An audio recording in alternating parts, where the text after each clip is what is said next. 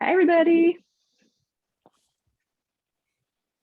Welcome to our Q&A, the A2P 10 DLC Q&A.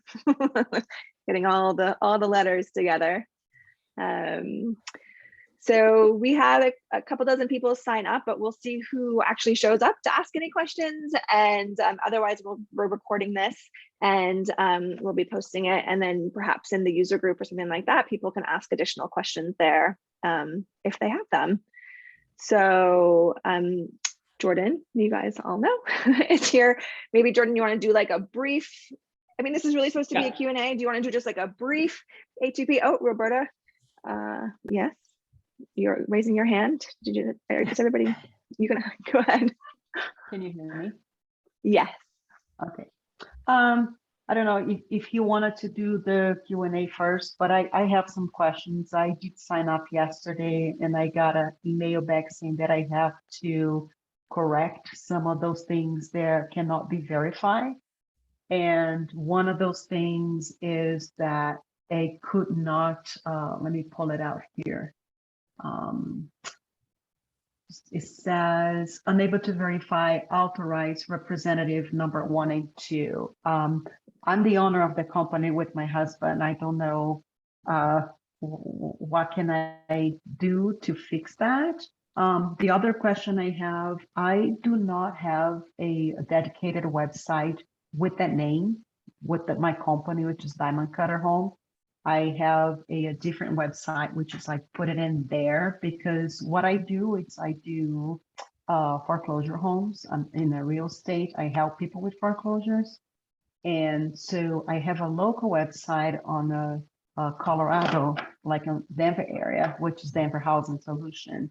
But my business where I purchase the houses and do all that stuff and the account that I have with you guys, it's Diamond Cutter Homes LLC. So I'm like, kind of like, I don't know, how can I fix all those red things that are there? The address that I have, it's where I get all my mail, but it says also that I had a problem with the address, which I don't know if then is the register agent address that I should be putting in there. Sure. Okay, well, do you want to start with like an overview real quick? Yeah, those are great questions. Roberta, those are great questions. And what I'll do is I'll do a little quick overview for everyone in case people don't know what we're talking about, and then we'll dive into those questions, okay? Okay. And we'll go through that. So, I mean, most of you probably know who I am, or at least seen my picture on the website ad nauseum. You know, A2P 10DLC is something that has been coming down the pipeline over the last year or so. And it's really starting to get to the kind of business end where it's being implemented across the different systems, and the carriers are starting to implement it in a more serious way. So the essence of it is, if you're using text messaging through a platform like smartphone or any other application, and you're texting individuals, people, like in your case, real estate, when you're texting buyers, sellers, etc., individuals, this really applies, and it applies across all the carriers in the US. And so it's something that is kind of a universal that we all have to work with. And the reason it's being done is really because you know, obviously the FCC and the different kind of governing bodies, as well as the carriers, care deeply about the consumer and making sure that the consumer does not experience a lot of crap from people who are acting in bad faith. And so just like you guys are, I'm sure, all aware of the fact that there are, you know, spam regulations and consent laws for calling and texting, all those things apply. There was always from a text message point of view, it was kind of the Wild West, and there was nothing really, you know, there was lots of things around calling and DNCs and all that, but there was nothing for text messaging. And the carriers all got together and kind of said, look, we need to address this, hence these changes. And hence the fact that regardless of regardless of what platform or where you are, if you are texting people from a platform like smartphone in the US, you're going to have to deal with A2P. So that's just a sad reality we all deal with, but it gives us great opportunities as well. So with A2P, it gives us the chance, just like if you've registered as a with the telemarketing and gotten yourself a SANS, the thank you, SANS number. a SAN number. It allows you to register your business within our trust center, which is then goes through our carrier, Twilio, and to all the carriers so that they all have access. Allows you to verify who you are and verify the type of text messaging you're doing, so that they can make sure they know that the company that's doing this is actually someone, they know who they are, they've identified them, and they've got that kind of recognition. It also allows the carriers to know, that the text messaging volumes that may be being sent are appropriate, because volume is a big thing for these things. The carriers treat volume, whether it's calling or texting, as one of their key sort of areas to look at to see, is this number being a spam, is this number being robo, like all those sorts of elements. And so with A2P, we've tried to boil it down as simple as possible. I'll be brutally honest with you guys. The landscape of A2P has changed since they started this conversation. They're still not 100% how they're going to implement it. Like, we as a platform are still getting changes, and things are moving around the carriers, and they're coming up with new things. So it is continuing to be a bit fluid, but there's a lot more clarity now. And there are basically two plans that you can have to register your business for. There's the starter plan and there's the standard plan. The starter plan is one where it is free to register. There's no setup charges around it, but it comes with some restrictions. So you can only text from 5 of your numbers. You have to nominate 5 numbers, and it's only those numbers that are going to be able to send text messages. And there's a limit to 3,000 text messages a day on your account. So there are limits to the starter plan, but of course the benefit is it's free. It costs less. There's no registration and there's no ongoing maintenance time. Now, the standard plan, which is the second type you can register for, goes through a bit more verification process as well. And with the standard plan, a lot of those limitations are removed and replaced with trust level limitations. So what happens with the standard plan, once you've created and had your standard profile authorized, you can then create campaigns to tell the carriers what type of text messaging you're sending. Now, there's documentation on our website, there's tons of it, which tell you about campaigns and what type of campaigns there are. My honest opinion is most to all of our clients are going to use what's classed as a mixed use campaign. So some marketing, some conversation, all the different types. You're probably only going to use dedicated campaigns if you're doing very dedicated type of texting. And when you set up the campaigns, you can nominate the numbers for those campaigns, and your volume is given to you from the carriers through Twilio to us as a trust score. So that process you've been going through, Roberta, when that gets completed and a standard profile is created for you, you get a trust score, which they've assigned to your company. And that determines the level of volume you are allowed to send. But the key thing with the standard plan, of course, is that 5 number rule, that limit to just texting from 5 numbers goes away. And that's one of the key reasons I think people are interested in the standard campaign, because if you've got 10 agents all with their own text numbers, you want them all to be able to text. You don't want to limit that to 5 numbers. Now, the standard campaign does come with some associated costs. And then I'll talk about the other cost elements of A2P, and then we'll get to those questions. Roberta, we'll start with yours. The standard campaign has oh God, Ellen, keep me right on this. Okay, so it's $44 to register for the brand. And then every campaign that's one time. And then every campaign is a one-time fee of $50. Plus there's a monthly maintenance fee for the campaign, which is for the mixed use, it's $10. If you were doing something like two-factor authentication where you're just sending a code, that's like $2 a month. So there's a little variability, but most of them are $10 a month.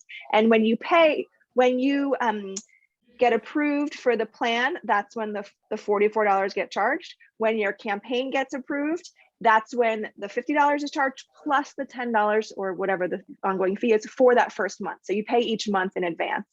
Yeah.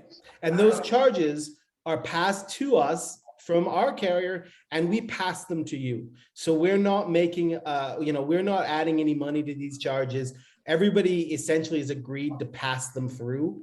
Now, A2P, just as a final bit in terms of charging, just so you guys understand the whole landscape, because of this, text messaging charges are going up, even if you register. So if you register and get fully approved and use A2P as you should, there will be carrier additional charges per text messages that are added, but those charges are less than if you do not register, right? So they've made that incentive of, hey, if you're not registered, we're going to charge you a lot more money for text. If you are registered, we're only going to get you a little more. But an important point to note is that the carriers have indicated, and we don't know exactly when, and I'm sorry about that, but we're still waiting to find out when they make these decisions. They have indicated that at some point, unregistered traffic is likely to be very heavily throttled and then terminated. So they like, i.e., you're not registered and you're trying to send text messages, they're not going to go. So that's not the case exactly right now, but that's where this is going. And that's why it's important to get this all under our belts now, while we can kind of get the landscape going. So that's kind of the overview of A2P. As I say, applies to all the carriers, it applies to all the systems. If you're texting in the US, it's something we deal with. The good news is it's a very simple choice between the types of campaigns, and you can read more from the documentation that Ellen's provided, the brief overview I gave you, and Ellen supplied the numbers. And the process we're trying to make as seamless as possible for you. I also think, just like I think with the other elements of the Trust Center, when you register through us, one of the things that the Trust Center does is something called Stir Shaken. I'm not going to get into that in a big way, but they're all things that have been designed to make sure that the carriers and the end users know that communication from businesses is legitimate. And if you're a good player, you're people who are doing business properly, you want that legitimacy. You want that, so that we can try and make the bad players, who are the ones who are constantly scamming, spamming, and destroying people, they're trying to move them out of the ecosystem. And that's what this is all about. Now, to get to the first couple of questions, and of course, raise your hands if you have more. In terms of the Trust Center, so the website, where you have a problem like you've had, Roberta, we as our support team may have to get involved to help you work with the carrier, because essentially, as you can imagine, kind of like if you ever verified yourself with a bank, they've got a process that they go through, and it fits 85% of people, and it goes like tick, tick, tick, tick, tick, tick, tick. And then for those other 15% where they have problems, we sometimes have to go back and forth a little, and we can help, with that, because of course we discuss with Twilio all the time with those problems. The website issue is definitely one of the things that they flag, because essentially their assumption is that every business has a dedicated website that works within this. It's not fair, but it's just the truth. And so that's going to be something we may have to work with you on. And then the other thing I have found that can flag is, and we're actually going to change, we had a long, I'm actually right now it's 9 p.m. I'm in Romania with the whole smartphone team. And we had a discussion today about making it a bit clearer when you do your Trust Center profile, like you've just done, that second person is optional. What we've seen is people put the same person in both ones as your first person and the second, they put the same details, and that almost immediately gets a rejection. So we're going to try and make it clearer for you guys on that. Go ahead. Roberta. Oh, okay. So then when I did first person, I put it myself, and then my option was my husband because we are the two ones. So should I not put myself and just put my husband as first option and not use the optional second person? Well, Because let I'm me ask, already. I mean, in terms of the business registration you have, presumably you've put your EIN in and all that.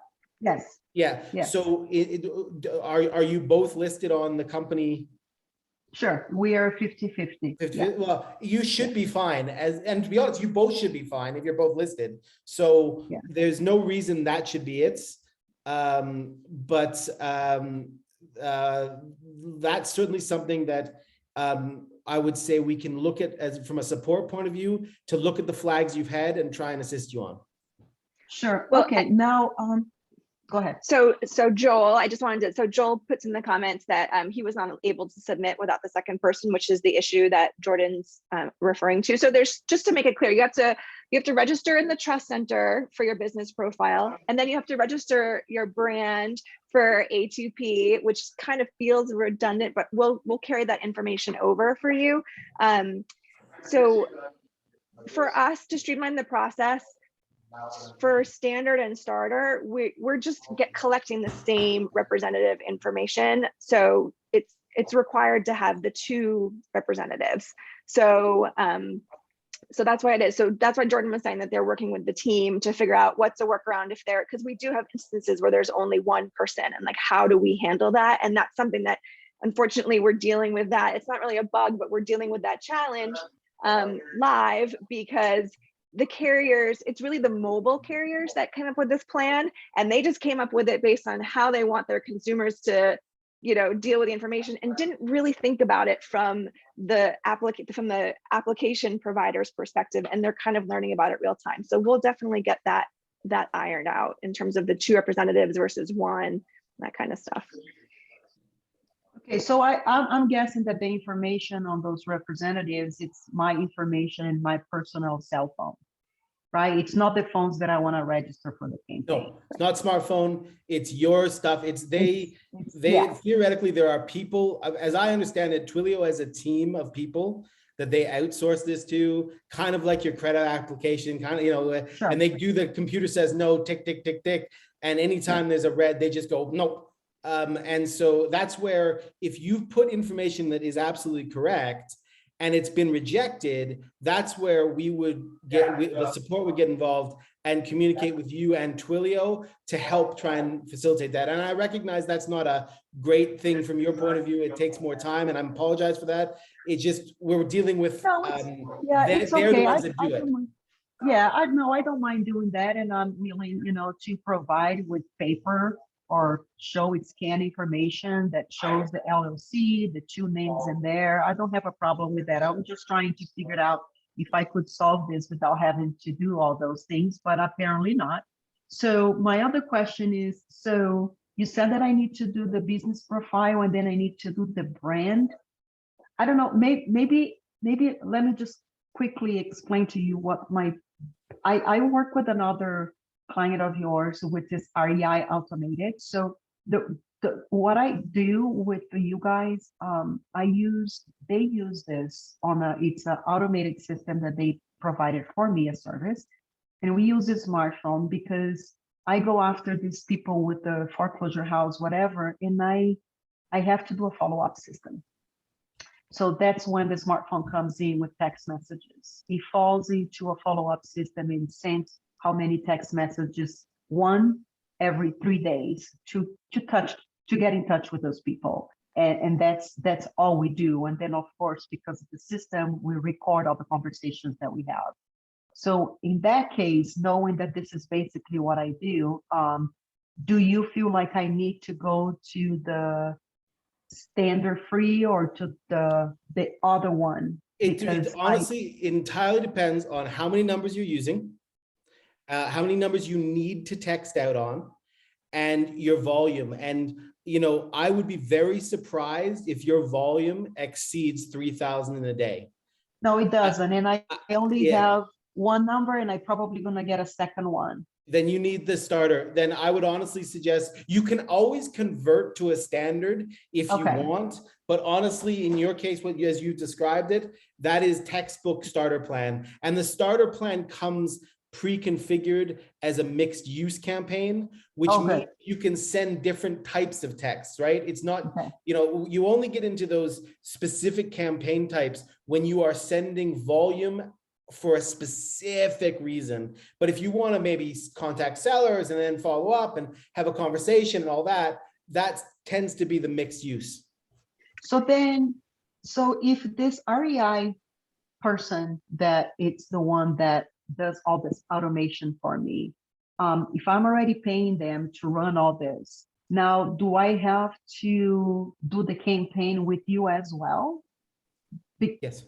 The smartphone account is regardless of what system you are using to build your Podio system, in this case, I'm assuming, and all that, you own, it's your company that is sending text messages using smartphone, and it is your company that needs to be registered and approved and all of that. And it's your company that's going to need the trust center and the starter plan, I suspect, for you. So yes, you are going to have to do that. And from the point of view of the troubles you're having, what I would suggest is, if you can contact our support team through the live chat and explain the problems. They're here right now. I'll let them know that that may be coming in. And as I say, we'll do our best. I will say though, that when we do communicate with Twilio, we sadly don't have an instantaneous response with Twilio. Sure. It's a ticket system that we push, but it may take a couple days to actually get that through. So, but please do contact support. And and as far as a website goes, I'm also a graphic designer. I can create a website for the business. That wouldn't be an issue because I already have a domain. So it's not a issue there. So looks like Martin has a question. Martin, do you want to share your? Hey, Jordan, Alan. I was just wondering how easy it is once you've nominated those 5 specific numbers. How easy is it to switch them out? Very easy. Great question. You have the ability in the campaign to change the numbers. They're essentially a drop-down list of all the numbers in your system, and you can remove one and add another. Okay, great. Thank you. Yeah, great question. Yeah. It was actually my first question when we developed it. So. Well, and one of the things to think about really is the numbers, right? So that 5 number limit for me is the most important one, because even if you've only texting out on 5 numbers, but maybe you have more in your portfolio that you use to call, you have to remember that your contact may choose to return your voice call with a text.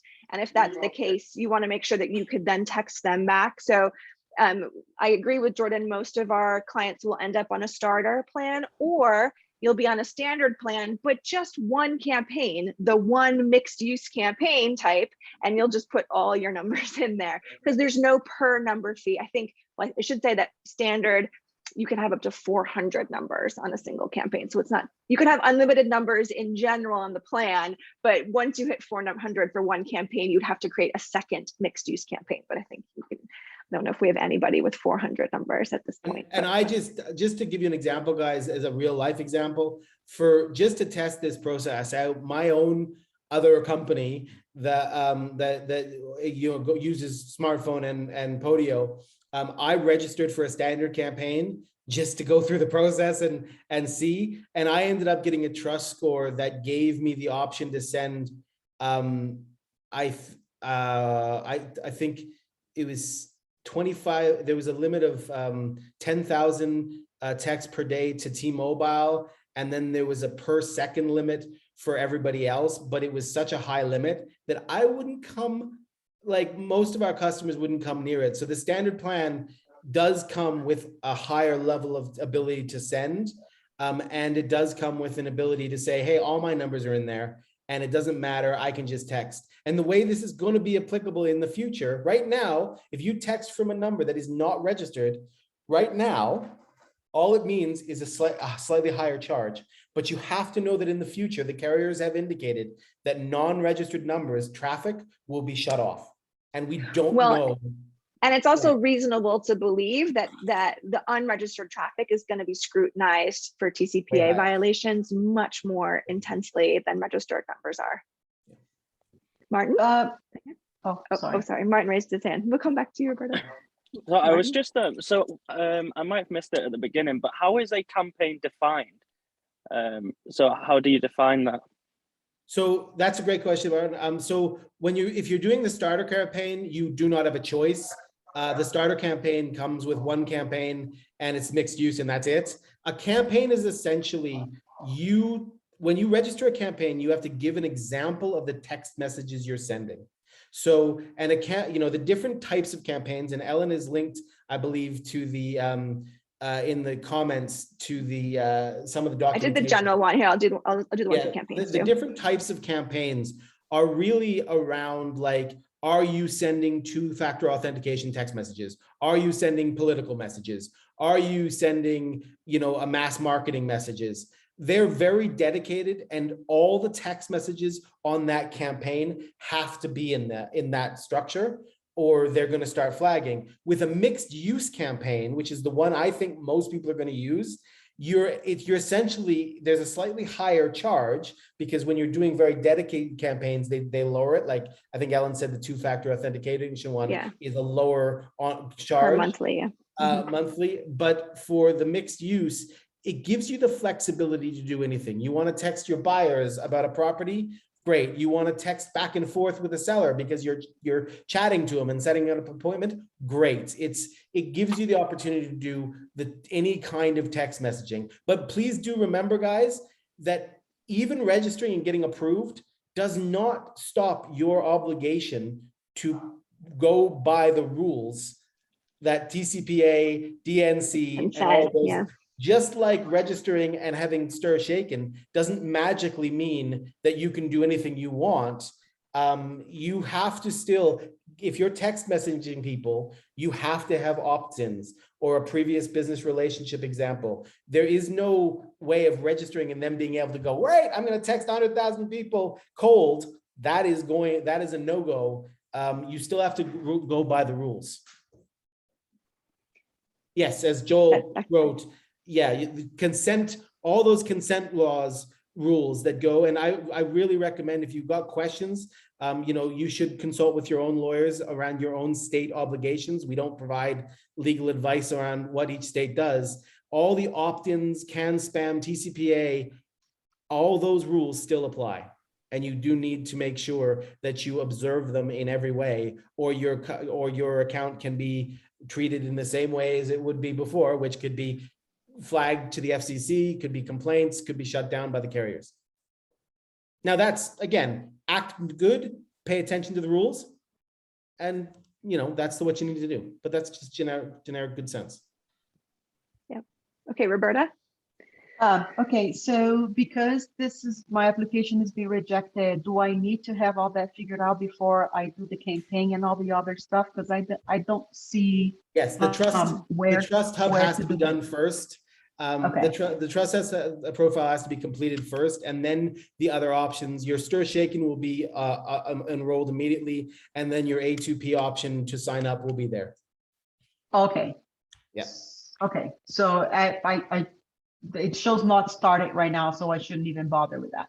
Right. Yeah, you got to do the trust center first. Okay. And as I say, contact the support, and you can even, if you're doing it right now, you can even say, I'm on a call with Jordan right now, and he's saying that to contact support, because we may need to help you with Twilio at this point. Sure. Okay, no problem. Great. Anybody else have any questions? Joel, you got any questions? You're a fast typer, and I know you're a fast talker. No, I didn't. I just wanted to hear what people were running into. I do have a comment and experience to share that, like, my tax ID was not in the service. There's a service that they're using to clear tax IDs. So in my first pass, I got a note that said we couldn't verify your tax ID. And they give a service that they use, and I procrastinated for quite a few weeks, but I just on Friday sent an email with my IRS form saying, here's the proof of my registered EIN. I sent it to the email address that was provided by the service. So basically your reject says this service can't authenticate your EIN. I went to their webpage. On their webpage, it says, if you want to be added to our database, just send this email, a copy of your stuff. So I just sent an email, and they literally did it within, a quarter of a business day. They just added me. So that's why I was just, while you guys were talking, I redid my thing, but I did have to put my name in twice because it's just me. So, but yeah, no, I think it's a good thing. I think one of my thoughts is that I assume, Jordan, that as you're doing stuff, that reputation you were talking about can be a bit dynamic, because you've got a really good reputation to start. But I think you have to be aware that as you get dings against your reputation, or as a carrier sees you doing things that are questionable, it's going to drop that reputation, which is going to throttle your output at some level. So like that, so many transmissions a second could get throttled down to a point that it actually did impact you. So I think that it's just a matter that you have to be very aware. I've had a lot of clients come to me who were like, okay, I have 30,000 people on my buyers list and I want to text message all of them. And I'm like, no. I say, because there's no way you have 30,000 people that you have consent for. Therefore, I know I'm going to be helping you violate the consent portion. I said, we start talking about, okay, certain people, let's send them emails asking them to opt in. Okay. I think that's the other thing, Jordan, you might want to talk about opt-in and what you need to do to prove opt-in. In other words, it's not just your sales guy can't just click and go, I got an opt-in. Or an existing business relationship. So right. there's two real ways that you can, if you're ever questioned, there are two real ways that you can justify, particularly around text messaging. There's two real ways that you can justify your communications. One is by providing an active opt-in, not a tacit, hey, by doing this, they have to actually have checked the box and confirmed the opt-in. It can't be just by doing, like, haha, everybody who comes here is opted in. You actually have to get them to make an action to approve the opt-in. And the second way, and you have to be able to demonstrate that.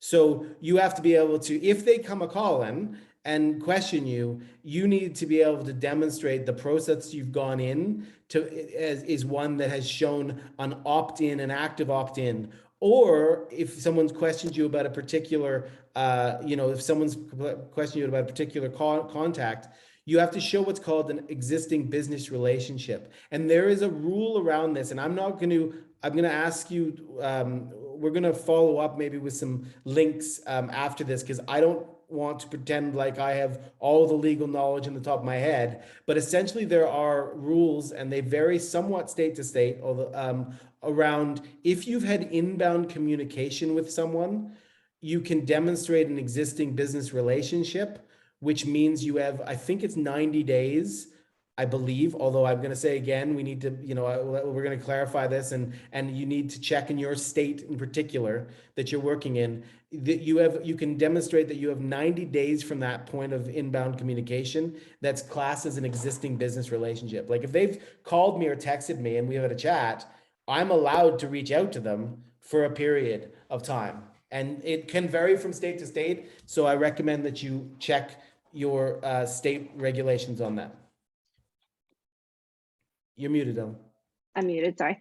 To build on that, it's not that you've reached out to them and they have responded and then you get into a conversation. That if that is that initial outreach. So if your initial outreach did not have consent, even if they seemed to have welcomed the conversation and continue on, it's still considered a violation and can be flagged.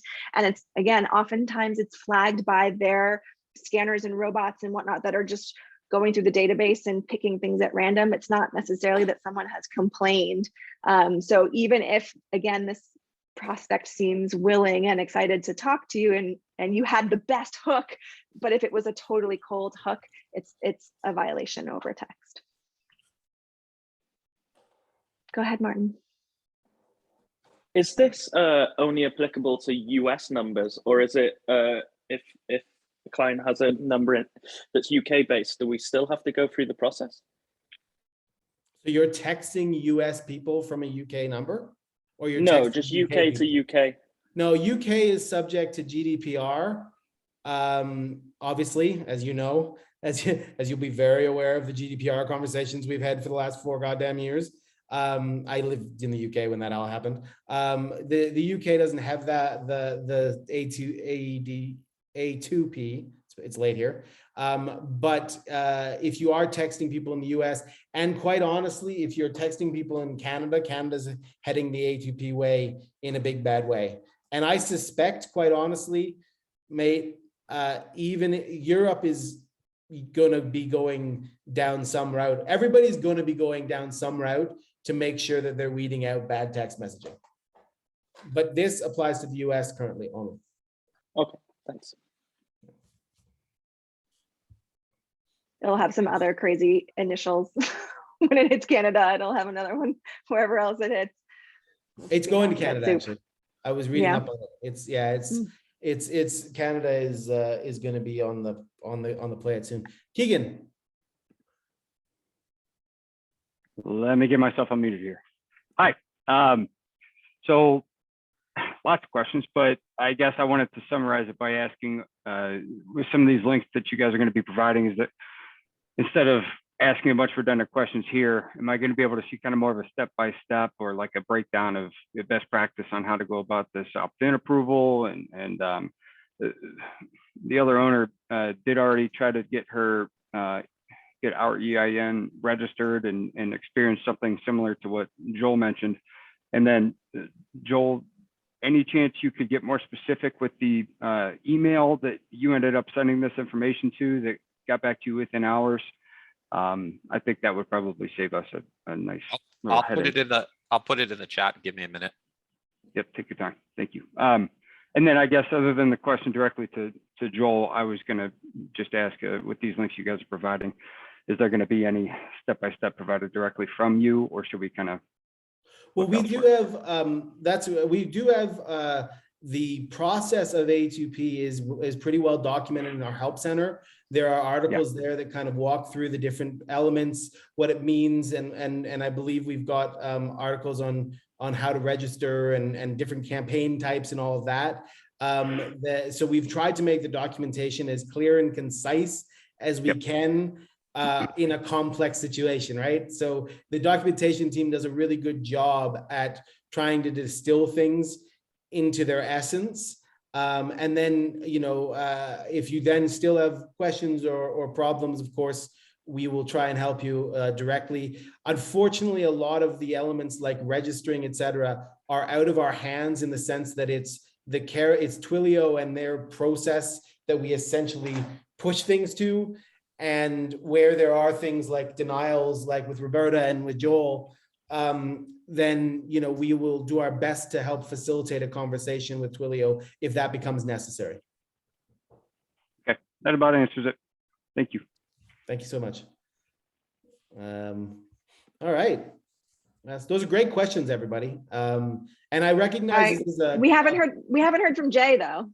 I recognize this is a complex kind of setup, and trust me, we've been grappling with this for over a year, trying to understand exactly what the carriers want us to do, and they keep changing their minds. Sadly. Well, and I think the trust score is a really good example of that. When we started a year ago talking about it, there was going to be a low, medium, and high, and that's it. And now it's much more granular. And there's a lot more different levels to it. So that's a good example. I imagine the trust score is going to continue to evolve over time. So, we'll continue to keep you updated as best we can. And thanks, Jay. And as a general rule, guys, my opinion is if you're trying to act honorably and correctly in your business, chances are you're going to be able to set things up in the right way, right? and you'll be able to register and be able to set your campaigns up properly and use the systems properly and be able to continue to do business as usual. This is aimed at trying to get those people who aren't and, slap them around. Hey, Which is Jordan, just clarifying in my own mind and for you to confirm, one of the things I think to remember is that you are registering based upon your EIN and your true, let's call it true identity. So if you have smartphone through Twilio and you're doing a certain degree of traffic through them, and then you're using a mass send system, and there's several of them out there. I'm not going to name names, but there's several systems out there where you can load up a list. They skip trace it, and then you pound on a space bar, which they feel bypasses the automated, right. The A of the A2P, which I don't know that I agree with, but either that's case, not the A of the A2P. Yeah, right. The problem is that if they said to you, go get your own phone lines from Twilio, which one or two of them do, now you realize that it's still all you, right? It's still authenticated. So if you're sending 5,000 SMSs through this platform and you're sending so many through, it's all one thing, and reputation dings through one will be reputation dings through the other. So there is no this whole concept of flipping phone numbers. Oh, I'm just going to dump phone numbers as I burn them and get new phone numbers. That's not going to work because you're keeping them, right, Jordan? Your reputation stays with you even if you dump the phone numbers. Reputation is you, and it's not, and for instance, if you register with one of these with they who shall not be named is clearly we're going to go with. I don't mind naming it in, but we won't. But if you're going to register with, I'm sure most of them will have some sort of A2P registration they have to go through. I had a question last week, I believe, from someone who asked, if I've registered A2P for you, can I just use that with the other system? And like, no, we're two separate systems, but you are going to be identifying yourself in the same way to them. So if you do a bad play there, it's going to hit you just like, if I drive my one car and I drive the other and I speed, I'm still getting the tickets.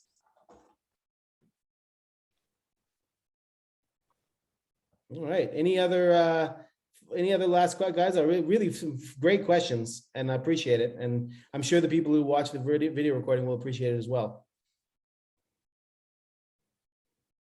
All right. Awesome. Well, thank you so much, you guys. We're going to take this recording and stick it back up in the user group. So if any other questions come to mind at the point, that's going to be the best place to go for that thread. Of course, if you're having individual issues, please head to our support 9 a.m. to 9 p.m. Eastern time on the weekdays. Any emergency issues are answered over the weekends, but any regular routine questions are answered on the next business day when it's after hours. Keegan, one last parting thought. User group being Facebook group, correct? Yes, Facebook group. That's where we're going to, thank you. We're moving everybody over to there now that we are in multiple CRMs. So that's going to be our main hub for discussion and a forum setting. Perfect. Great. Thank you guys so much. Right. Thank you. Thanks, Jordan. Thank you. Bye.